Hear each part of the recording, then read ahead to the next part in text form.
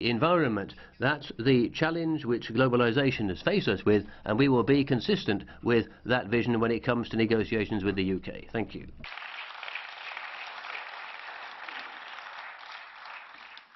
A nome del gruppo dei conservatori.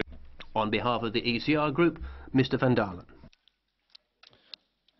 Voorzitter, de Brexit kent... Thank you, President. Brexit is going to only create a losing side on both sides of the Channel. We've seen the draft text, and we've also heard that all regions of the United Kingdom of Great Britain will suffer as a result of Brexit, other areas of the economy as well. In Ireland as well, this is going to come at a cost of billions. The German central bank last week has said that Brexit will cost about 9 billion of the country.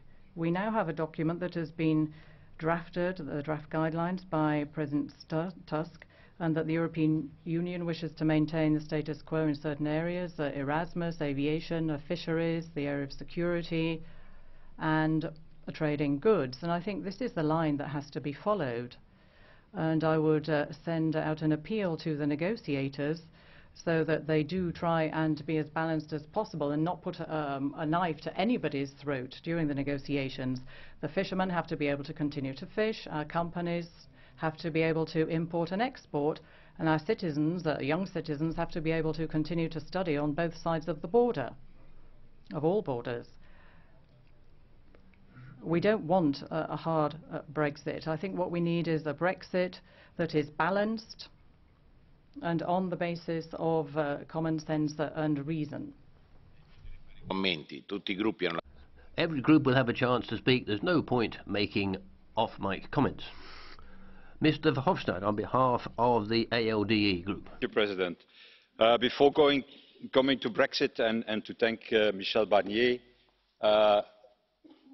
I take this opportunity, Jean-Claude, to tell you that your former head of cabinet yesterday has done something what nobody has done ever before here in this House, to unite the whole Parliament, the left and the right. But it's not a joke only. Maybe you have to sort this out, because you know it. I have no problem with Martin Selmayrs. I think he's a very dedicated European. I think he's a very competent civil servant. No, a problem that we have is with the way the Commission handled this. And so something you have to do about this in any way, because it's bad for Europe and bad for the European Commission. But that said, it's not only we that have to sort things out, the UK also, because as you have indicated, Jean-Claude, what the problem is today is that we don't have a proposal from the UK side on the future relationship of the Union. It's still lacking. And it's true what you have said. There was this mentioned House speech by Mrs. May, but it is mainly repeating the red lines that we know already 2 years. And I think that in this mentioned House speech, what the Prime Minister did was saying, look, we cannot accept the rights of Canada and then the obligations of Norway. Well, I have to tell you, I don't think that we have ever presented that proposal to the UK side. I think that the UK side have to understand that the opposite is also not possible. You cannot have the rights of Norway and then the obligations of Canada. That's also not possible. So I think that after all the speeches we have heard now, it's time that we go beyond what I should say the slogans, the sound bites, and that is exactly what we try to do in our resolution. It's a long resolution, more than 65 paragraphs, in which we present what I should call a concept, a vision, an architecture for the future, because that is what is lacking for the moment, and then an architecture, a vision that matches both sides. The red lines of the UK on the one hand, with the vision and the principles of the European Union at the other side. And what we do in the resolution, and that's a little bit different, can I say that to the Council, that is that we use the treaty for that. Article 8 and Article 217. Article 8 and 217 was saying, look, in the neighbourhood of the European Union, there you have to create a special partnership with your neighbours, and for that we create an association with that countries. So our proposal, dear colleagues, is to start negotiations on an association agreement between the UK and the EU based on 4 pillars, one on trade and economics, one on internal security, one on thematic cooperation, for example, research, Erasmus, things like that, and finally, one on the external security, the defence matters, because that's also, I think, a very important field of cooperation between both. And for every one of these 4 pillars, what we do in this resolution is giving the principles. What are the fields where we can cooperate? What are the different principles we have to apply? And in any way, what is the advantage of our proposal, and I hope that the Council will recognise that also in the coming days, that is that we create one overall governance structure. It's not an inflation of bilateral arrangements as we have with Switzerland, who will be the good basis for that special partnership, but one overall governance based on association. And I got the possibility last week to discuss it with David Davis, also the possibility to discuss it with the Prime Minister, and I'm quite confident that also ultimately Britain will see the advantages of such an approach, to have a decent, deep association partnership from both sides. And that brings me finally to the last paragraph of our resolution, the rights of all citizens. Personally, it's my feeling, colleagues, that we are very near to an agreement with the UK side on the citizens' rights. In fact, respecting the rights of the citizens that live there are EU citizens, and at the opposite also respect the rights of the UK nationals living on our continent, because this is in any way something that we have to achieve. Both sides, UK nationals and EU citizens, cannot be the victim of this whole Brexit aim and outcome. Thank you.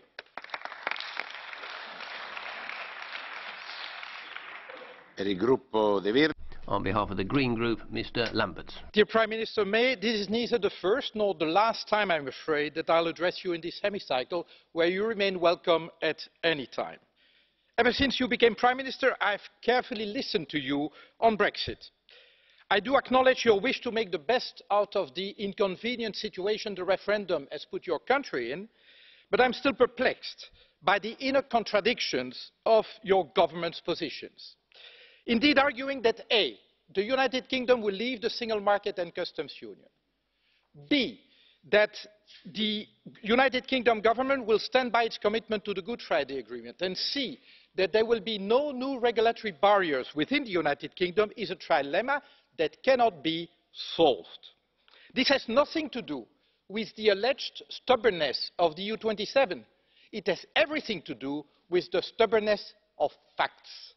If regulatory divergence is real, it creates a border, and no magical thinking can ever erase it.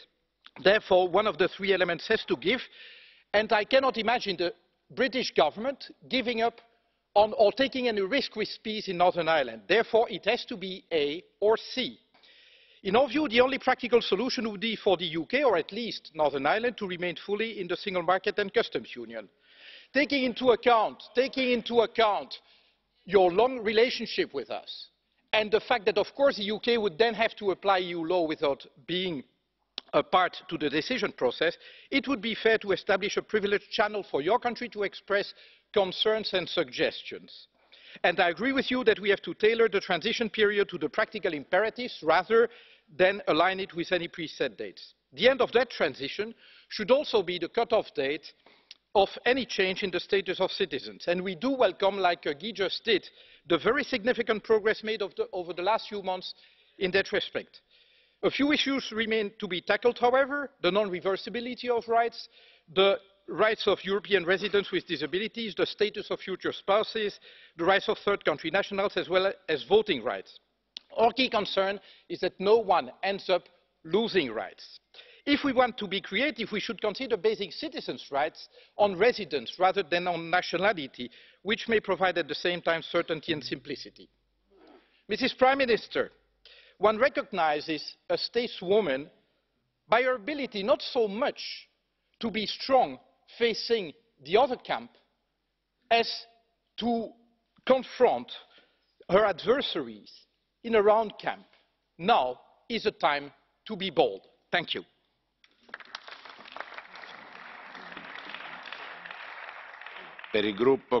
On behalf of the Confederal Group of the European Left, Nordic Green Left, Ms. Zimmer. Sehr geehrter Herr Juncker, sehr geehrter Mr. Juncker, Mr. Barnier, in the course of the recent months you'll have realized that our group has tried very intensively in the preparation of the Parliament's position on Brexit. We've done that because it's important that the rights of people, both in the UK, but also within the EU, and in particular in Northern Ireland, that these two negotiations aren't lost sight of and aren't misused by anybody in negotiations. I think on these issues we've made some progress. We can't compare it with the first starting points, but we'll ensure that the rights of residents and the right of freedom of movement for citizens of the UK within the EU must be taken account of. We'll have to think about that, because I think, for example, in the proposal that has been made for the draft of a withdrawal agreement, there are limitations regarding the rights of UK citizens in member states and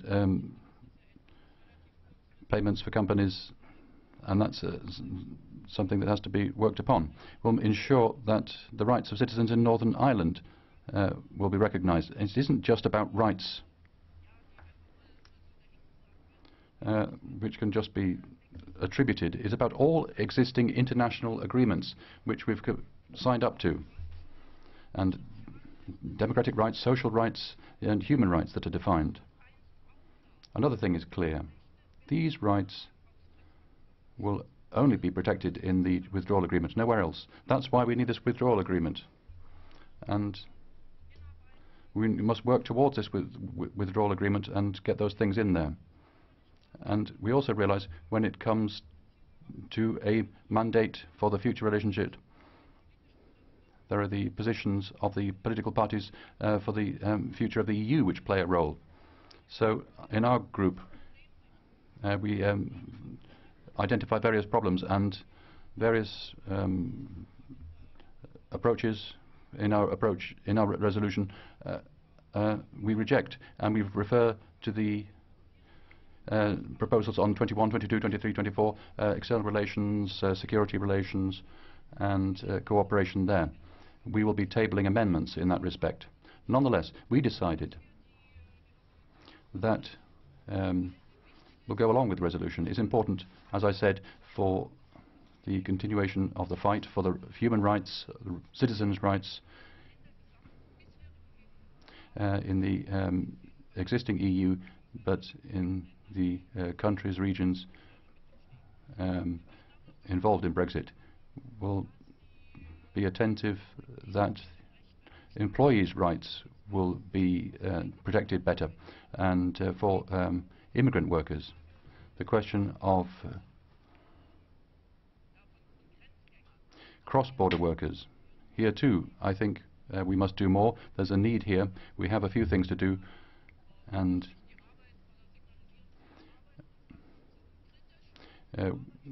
we are critical when it comes to the work of our group, when it comes to the rights of citizens, and that's something we'll continue.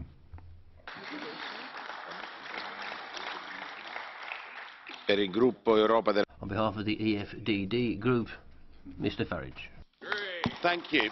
2/3 of the British people think the European Commission are trying to bully us in these negotiations. And of course they're right. The EU's bullying us, it bullies member states, it bullies its next door neighbours, it even bullies the third world with its neo-colonial policies. Well, of course it does, because the Europe of the Junckers, the Barniers, the Selmayrs is power without accountability. Well, at long last, you've met your match in Donald Trump.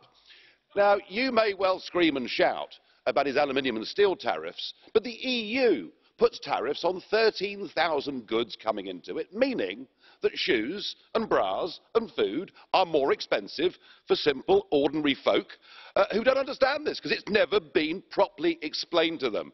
And the sheer hypocrisy of criticising Trump when you already have put tariffs on steel and aluminium amazes me. But it does show the folly of us going for a transition period. It shows the utter stupidity of the Labour Party wanting to sign us up to this permanently, because in this USA dispute we now find ourselves trapped, impotent, unable to act. We need to be free. We voted Brexit. We voted to make our own trade policy, our own trade decisions. We could do a deal with America in 48 hours. We need to act. Yes, well, just yesterday, the Trump administration were describing us as their best ally in the world. Mrs May, we did not vote for a transition period. We voted to leave this organisation. We voted to leave the customs union. We voted to leave the single market. So please, Mrs May, at this summit next week, do what Trump has done. Stand strong against the European Commission, against the unelected bullies, and bearing in mind the Italian elections, and weren't they wonderful, folks? It's pretty obvious the game is up anyway, so she'll be doing not just the British people a favour, but the whole of Europe too.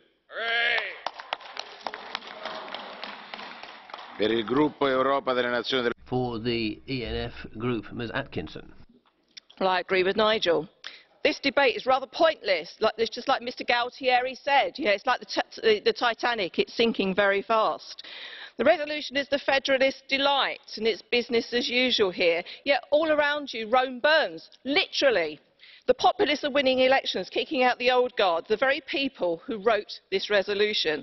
Across the southern EU states, there is horrifically high youth unemployment. In Italy, nearly 70% of the youth actually voted for populist parties. Yet you come up with this framework that actually just reflects the old order, not the new. However, I do detect a realisation that trying to punish the UK will damage your economies too. And when I was in America, in Washington, in December, Wilbur Ross, the Secretary of State for Commerce, said to me, "Don't take that poison pill that the EU offers us if you want a trade deal with us." And my friend Nigel Farage is absolutely right. We can get a deal together in 48 hours because we're two proud trading nations. You lot haven't got a clue. You're a protectionist racket. That's what Trump told you, and that's what Wilbur Ross told you, and that's what you are.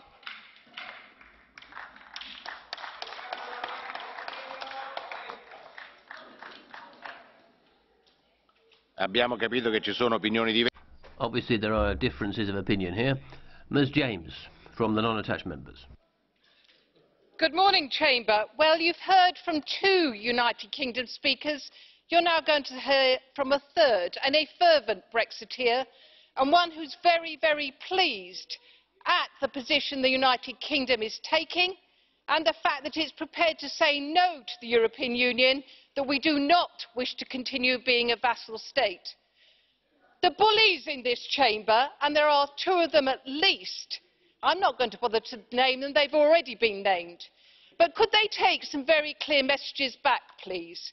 One, the United Kingdom does not wish to be a vassal state, and we really take exception to being told that we should continue having the jurisdiction of the European Court of Justice, that we should continue to be under the onerous single market and customs union regulations, because quite frankly Brexit means Brexit, and if you want to make Brexit hard, be aware actions have consequences, and for you, European Union, the consequences will be very, very tough and very negative for you.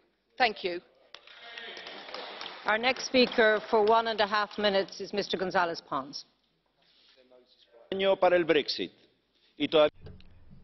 we still don't know what kind of relationship the UK wishes to have with us in the future, and we don't know what consequences Brexit will have for the British real economy. We don't even know if there's going to be a second referendum. If you take a look at the rural population of the UK, they think Brexit's already happened, but the City of London thinks it'll never happen at all. I think the only certain fact that we know from the UK government is that they want to be outside the customs union, the single market, the financial passporting rules. They want to remain outside of any kind of financial support and the kind of world that they participate in now. And what about the 1.5 million UK citizens living in Spain who are not going to be able to take part in elections and vote for the mayors in where they're living locally in Spain next year? We only have 1 year to have a balanced agreement, and I don't think any Brexit agreement can be a good one. And as I said, we only have 1 year, which is to arrive at an agreement which isn't detrimental to either side. And we've heard from the UK government that maybe the worst of agreements is better than chaos. And unfortunately, the European Union, it is true, will be incomplete without the United Kingdom, but a United Kingdom completely outside the European Union will be lost. And chaos and magical thoughts is not any kind of policy. And even I learned that from the glorious history and past of Great Britain. Thank you. Mr. Corbett, 1.5 minutes. Thank you. The emerging position of the EU 27 and the resolution that we have before us in Parliament today cannot be a surprise to the UK government. They respond, in fact, to the ambiguities and the contradictions in that government's position. The biggest ambiguity of all is the idea that you can have frictionless trade with the rest of Europe while leaving the customs union and the single market. Colleagues, the single market and the customs union are precisely the tools with which our countries have organised frictionless trade across Europe. You can't walk out from them, abandon them, and still have frictionless trade. And the customs union also is a vital question when it comes to the Northern Ireland border. All of us are waiting with bated breath to hear how you can turn that border into a customs border but not have any customs controls. How do you do it? How can it be done? Electronically. So all these nice wizardry things. I think they want to send Harry Potter to find out some solution to this border. The leaked government figures, by the way, show that this solution would reduce UK GDP by 4.5% over the next decade. No wonder they wanted to keep those figures quiet, and how embarrassed they were when they leaked out. No, there will be deadlock, I fear, in these negotiations, which will continue for so long as we have a government in Britain that is divided internally, that has no majority in its own parliament, and which continues to lose public support on this issue. It's time for a change within Britain if these issues are going to be properly addressed. Thank you very much. Thank you. For 1 minute, Mr. Henkel. Last week, the CEO of the port of Dover went to Brussels and presented his view of Brexit. And he made it very clear that if the trucks, 10,000 trucks going in and out of Dover every day, are only held up by 2 minutes because of Brexit, there would be a 17 miles queue outside Dover, an equivalent chaos in Dunkirk and Calais. And yesterday, the Frankfurter Allgemeine Zeitung reported that Brexit alone cost Britain 32 billion euros a year because of bureaucracy and customs, and by the way, 37 billion euros will it cost to the remaining European countries. In other words, it is very clear Brexit remains a lose-lose situation. And what surprises me here, that almost everybody except the Brexiteers to my left here hate Brexit, but there is nobody in this House trying to stop it. And I think it is time, Mr. President, that you make Britain a new offer, an offer which Britain can't refuse. an offer which Britain gives what they always wanted. Let them give some more autonomy over their immigration and let's keep them in the European Union. Madam Sharanova, for 1 minute, please. Thank Mr. you, Coburn. Madam Chair, Mr. President. We have now reached the crucial point in negotiations. We all need to know, and especially businesses, under which terms we will be able to cooperate in the future. What is the best scenario? To keep the UK within the internal market, to preserve the most of the benefits that we have created with the UK together. The fact that the UK refuses that is a fatal mistake. Any other option is simply worst and will build new barriers for the EU companies, but also for the British companies. And for some businesses, and especially SMEs, this new situation will be very hard to cope with. Then the worst possible outcome is having absolutely no deal. It would not allow for any transitional period, and it would just sever our mutual relations.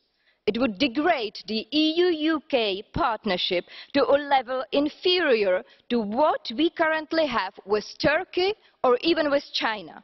And I don't think neither side wishes that. Thank you. Thank you. 1 minute, Madam Scott-Cato, please. Thank you very much, Chair. As a British MEP, I'm experiencing both sides of the Brexit negotiations, and what makes me really sad is that it's the European side that is active in protecting citizens' rights and environmental standards, while the Tories are using Brexit to ride roughshod over them. I notice this especially in the area of tax, the main area of my work here in the Parliament, and where our resolution makes clear that the UK will not achieve a trade deal with the EU unless we match European standards in the fight against tax avoidance and money laundering. So I'm glad that my work here on tax won't be wasted, but I'm sad that I must use my role as an MEP to protect these high standards in the UK after Brexit. The situation is similar with citizens' rights, where my own government did little to defend our interests, as though the 1 million British people who work in the EU or have European partners or children just don't matter to them. Brexit is a clear example of ideology triumphing over reason, and as such it is the epitome of bad government. Thank you. 1 minute, Madam Spinelli, please. Grazie. Nei giorni scorsi. Thank you, Madam President. Recently, Donald Tusk said something that was correct but didn't go far enough.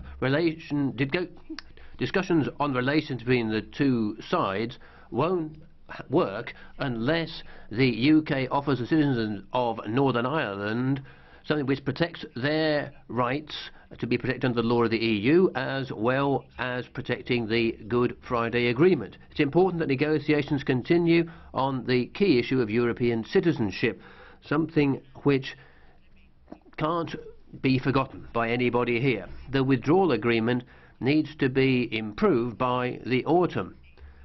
Neither the people of Northern Ireland nor European citizens in the United Kingdom or English people resident in the EU, a total of 6 million altogether, need to be taken out of the state of anxiety in which they're living at the moment. Issues of European citizenship need to be preserved, ring-fenced in good time and ring-fenced effectively.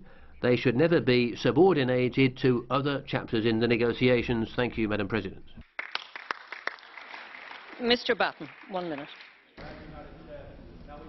Commission's draft withdrawal agreement. We've had Mrs May's response. The Commission wants unconditional surrender and Mrs May will settle for conditional surrender. The EU referendum was brought about and won by the UK Independence Party, and UKIP's position is no surrender. When the British people voted to leave, they voted to take back control. No more money to the EU. No more EU laws imposed upon us, no more open borders. Brexit must mean exit. Now our future relationship with the EU will be one of trade, friendship and cooperation, something that UKIP has argued for the last 25 years. We will not accept subservience to the EU. We want full independence and the return to our former status as an independent democratic nation state. Thank you. Mr. Pretzel, 1 minute, please. Madam President, ladies and gentlemen, in this House you've said on many occasions that Brexit for the UK will have catastrophic consequences for the UK. First of all, Brexit still has to happen on the basis of the attitude of the EU and based on the attempt to deepen this union further. Let's come back to the forecasts. This 19-page document, half of it deals with how one can prevent the UK having the same advantages as other states within the European Union. Ladies and gentlemen, if Great Britain will be better off because of the withdrawal, why do you have such fears of the UK coming out better if you don't prevent it? And that's what it's about for you in this debate. And that's dishonest to conduct this debate on that basis. We have common interests. We should make sure that we can have trade together in future. And, ladies and gentlemen, with a bit of goodwill, that will be possible. 1 minute, please. Thank you, Madam President. This morning we have heard of the European Union's desire for a close partnership with the UK post-Brexit. Yet there is no spirit of conciliation and compromise. And nowhere is this more evident than in the draft legal text on Northern Ireland and the Republic of Ireland, which this resolution supports. This is aggressive interference in the internal affairs of the United Kingdom. It would be disastrous for Northern Ireland economically.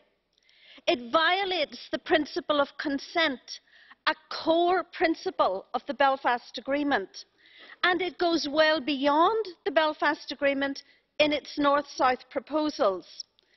In fact, it is a text that no British Prime Minister could agree to.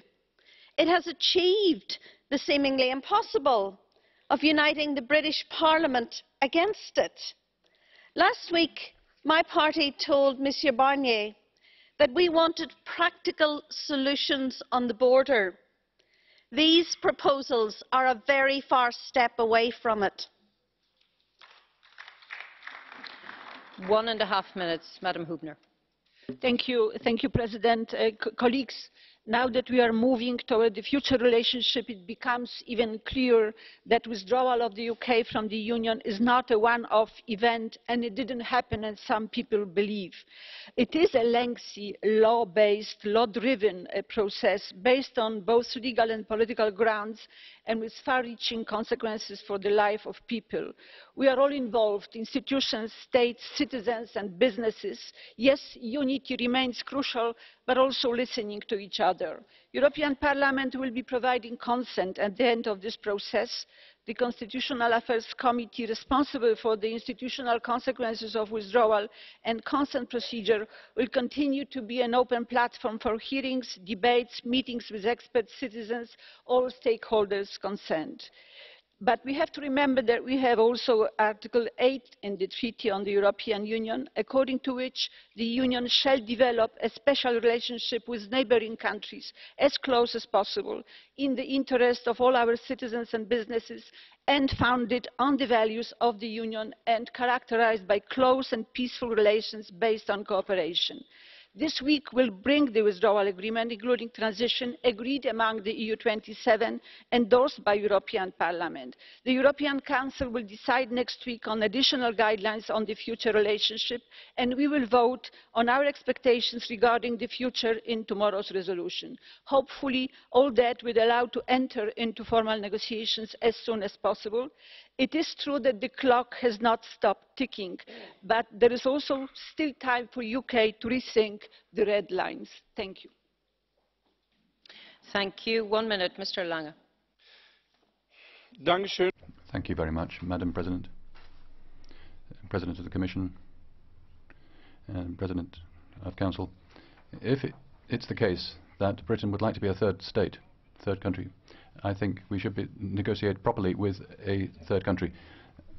That we must make sure that the UK, that we have a level playing field which is retained. For example, in the question of regulatory cooperation or subsidies, we must start to talk about a free trade agreement after the transition agreement with the three elements, and customs, regulatory cooperation, that we don't drift apart, and in terms of the rules. So the question of intellectual property, etc., that must be tackled as quickly as possible. And I can only call on the British government to stop tub thumping and to get real and to start substantive agreements, substantive negotiations. Mr. Krasnodowski, 1 minute. Yes, thank you, President. I'd just like to recall that we need Great Britain to the same degree that Great Britain needs the European Union. Our future relationship, therefore, has to be a deep relationship, and we have to strive for ambitious solutions rather than leaving this at the level of third country cooperation, because, of course, we have to look at defence, security and our border policy. And I think we have to put an end to trying to sanction the United Kingdom and introduce more realism into the negotiations. And there's another point that I don't think anybody has mentioned. Brexit has been and is a chance for the European Union to give some thought to reforms which I think are needed to bring about greater decentralisation, greater transparency, and also to have the European Union based on the real values, real European values. But this hasn't happened. We see proposals now which are only based on the results of the referendum. There isn't enough transparency about the workings of institutions, nothing about putting right mistakes, and then a lot of arrogance when it comes to the way these things have been put into practice. President, thank you. Amidst all our talk, quite rightly, about the single market, the customs union, it is, I think, a point worth making, colleagues, that Scotland voted to remain within our European Union. That is our starting point, and that is our domestic issue, but we will be in touch. Don't forget about Scotland. But in this debate, I'd address my remarks to people outside of this chamber. The people in England, the people in the United Kingdom, I say as a friend of both, who voted leave. I get it. Your anger is justified. Your anger is real. But I assure you, your fight is not with the European Union. You were told, you believed the promises. You were told by serious people like David Davis that there was no downside and a considerable upside to voting leave. Well, I tell you, dear friends, this is what the future looks like. And it's pretty bloody bleak. A diminished UK, a diminished Europe, a poorer citizenry, a poorer society, a poorer economy. Nobody voted to make themselves poorer. There are no unicorns, there are no windmills for every voter, there is no £350 million for the NHS. They lied to you. You were right. You were right. You were genuine to take those promises at face value.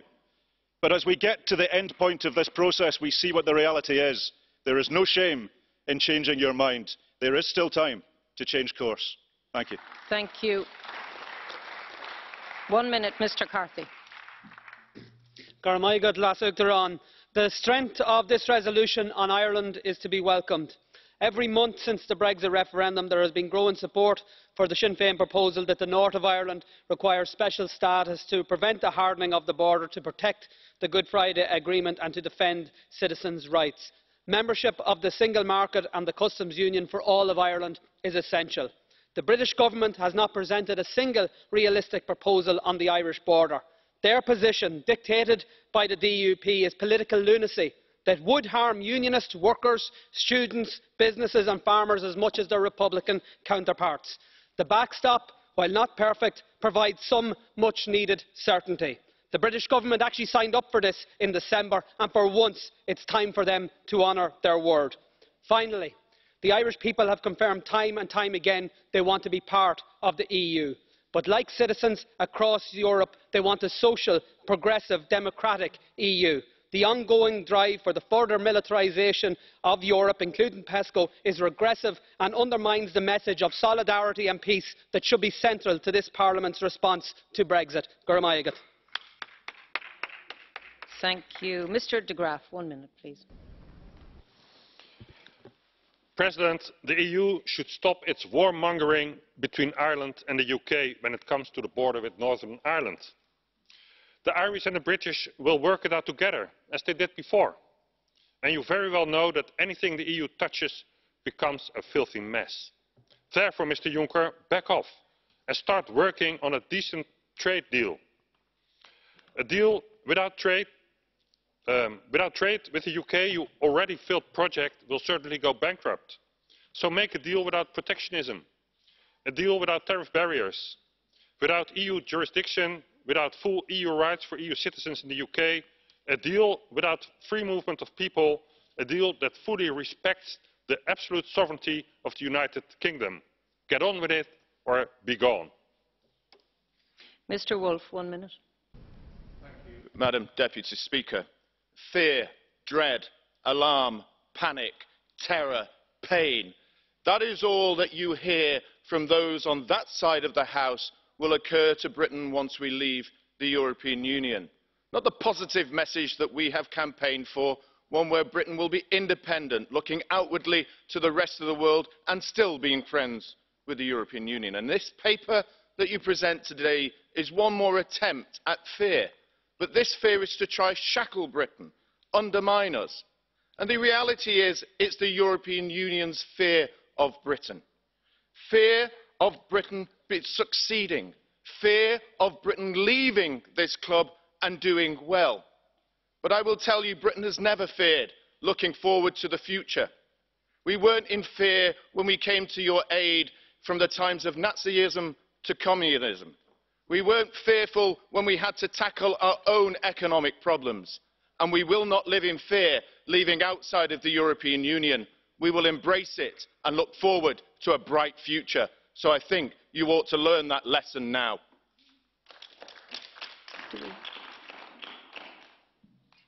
Just bear with me 1 sec, colleagues. I've got a blue card, but I'm reluctant to open the blue card entirely. However, Mr Frunzulică, you have 30 seconds, and I will use my judgment on time as to whether we can continue with these cards. So, 30 seconds, please. Will you accept, first of all, Mr. Thank you very much, Chair. Dear colleague, I would like to ask you, because there are so many ties between the European Union and UK. UK and the European Union are so much intertwined. Who is going to pay, all these costs of the Brexit if one day UK decides to come back within the European Union? You, the Brexiteers, are going to pay them? What I will say to you is that Britain will not return to the European Union. What you will find is that more countries will want to leave the European Union, because when our economy is growing faster than yours, when our regulations are not imposing the costs on small businesses that you have, and when you finally realise it's actually politicians and democracy and the people that make the decisions over their lives, not unelected commissioners, then you will see that more of Europe will want to leave and join Brexit as well. Thank you. Mr Schöpflin, for 1.5 minutes, please. Thank you, Madam President. A key aspect of Brexit is the future relationship between the European Union and the United Kingdom after the latter has become a third state. Now, the auguries are not encouraging. The Brexit vote has brought to the surface the very deep divisions in the UK. These are not new, but they have acquired saliency following on the Brexit vote. The first such division is deeply ideological, that between the intransigent Brexiteers and the committed Remainers. There's no common ground here. Then there are the cracks in what holds the country together. How united really are England, Scotland, Wales and Northern Ireland? How much are they desirous of remaining in the same state, and if so, on what terms? There's a crisis in the British Constitution. Finally, there's the centre-periphery problem. You probably all know this. London and the southeast, well, that's a powerhouse. But the further north one goes, the weaker things are economically, in terms of status, aspirations and power. That's the way that peripheries work. Without a redistribution of power, of goods and status above all, the crisis of the United Kingdom will persist, and that signifies that the United Kingdom will be an uneasy partner for the European Union. Thank you. Madam Beres, 1 minute, please. Thank you, Madam President. President of the Commission, Customs Union, Internal Market, these are basically things of the past as far as the UAE is concerned, because all we're going to have left is the association agreement as a guide for future relations. Let's be clear, that means that the passporting won't exist, and we'll just come up with equivalence, where of course proportionality needs to be integrated, but equivalence is a unilateral decision of the EU as to whether it's granted or not.